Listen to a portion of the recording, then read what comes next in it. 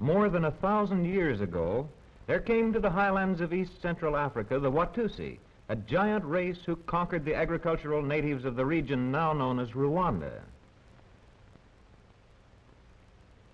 Today, still ruling over 2 million subjects who inhabit the rolling hills, the Watussi live in neat houses of clay and thatched straw. The family of Prince Muikarago are preparing for breakfast. One of their many Wahutu servants has brought water with young palm leaves for hand towels. Other servants on containers of food prepared in the nearby kitchen. Food for the Wahutu farmers, peas, bananas, all in clean wooden containers ready for serving. Members of the family are seated behind a low clay platform, which on occasion serves as a fireplace. The refined features of Prince Muikarago bespeak his noble lineage as he chats with his son, Prince Kanamugiri, while Princess Mukaratesi attends her little daughter. Using the fireplace as a serving table, the servant places in wooden bowls for each member of the family the boiled rice, beans, peas, and bananas sliced with a bamboo knife. The little princess prefers bananas, fresh gathered from nearby gardens. Intimate relationship exists between father and son. The young prince will someday inherit the family properties, farmlands, servants, and cattle, in line with age-old practice among Watussi nobility. Today, with breakfast over, father and son are going out to inspect their cattle. It is only when the prince rises that we appreciate his height, more to take leave of the princess mother. They pass out of the thatched house, and, after farewell, out through a gate in the stockade which encloses the buildings. With her young daughter at her side, the princess takes up a morning activity, the weaving of an ornamental wall mat. This is made of reeds and grasses dyed in various colors. Such geometrical designs are characteristic of Watussi ornamentation of walls and clothing. Since cattle play such a prominent part in Watussi life, it is natural that the young prince's clay toys should represent the royal cows. This servant girl, the personal attendant of the mother, now requests that she inspect the broad trays of coffee drying in the sun, another feature of household routine and a part of the education of the young daughter. And then on to oversee the churning. The Watussi depend for their food chiefly upon dairy products, milk, curds, and butter. The churns are jugs of cleverly carved wood, scrupulously clean, and covered by cones of closely woven grasses. Meanwhile, Prince Muikarago and his son are inspecting one of the treasured royal herds. Cows with huge horns, often measuring 10 feet from tip to tip. The head herdsman has called attention to an ailing animal.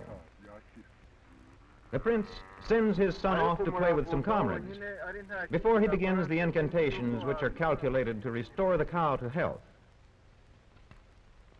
In company with other lads of the nobility, Prince Kanamugiri plays the game of Igoroso, much like backgammon, more familiar to us. This game is played only by members of the nobility.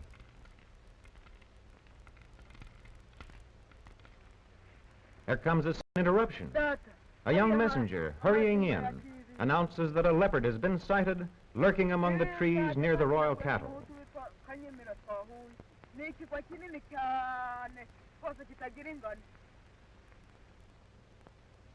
The father must be warned at once.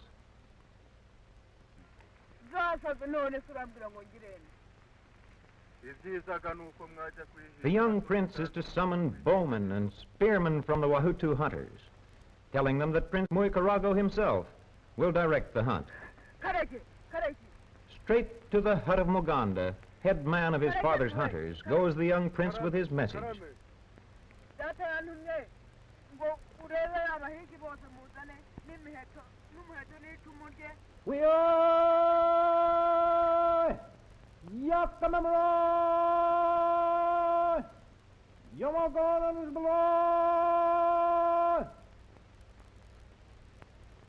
After the hunters have been summoned, the young prince returns to his mother, who gives him his dancing costume for a rehearsal with the royal pages. To be a page is a privilege eagerly sought after by all growing boys of the Watussi. Meanwhile, replacing his father, who is busy with the hunt, he has another duty: to supervise the ceremonial dance of the Wahutu farmers, subjects of the Watussi nobility. This dance occurs at planting time each year. High into the air go the crude hoes of the workers, who wear a ceremonial garb that represents the green foliage of growing crops.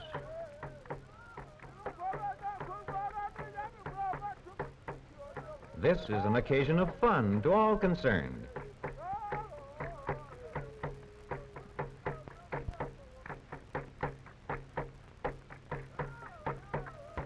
Now the young prince calls for the second stage of the ceremonial, with the dancers arranged in 2 long rows.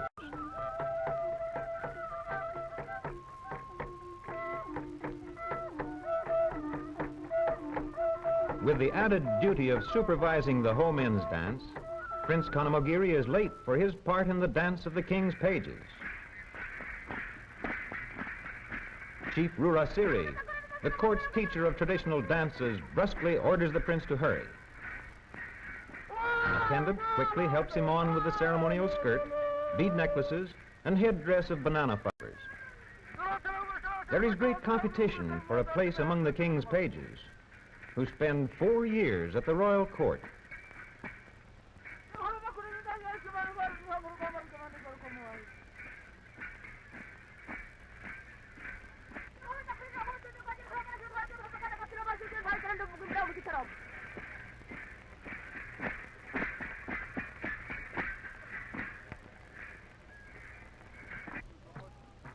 The Wahutu servants, having finished their dancing, now wait while their comrades bring on a hollowed log vessel and jars of fermented honey and milk for the drinking that will end the festivities.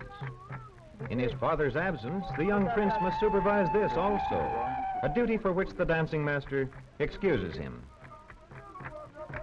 The Wahutu have their own type of drinking straws, large hollow reeds which have been set all about the vessel of milk and honey.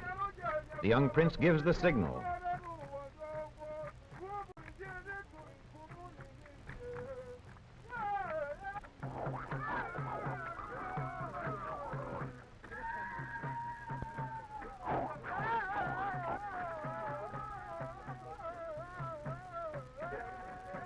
The royal pages, at rest from their dancing, are thoroughly enjoying the affair. Having acted for his father, the young prince rejoins his companions and seems to share in their amusement at the antics of the servant farmers. A little later, as he sets off for home, the chant of the returning leopard hunters comes to him from the distance.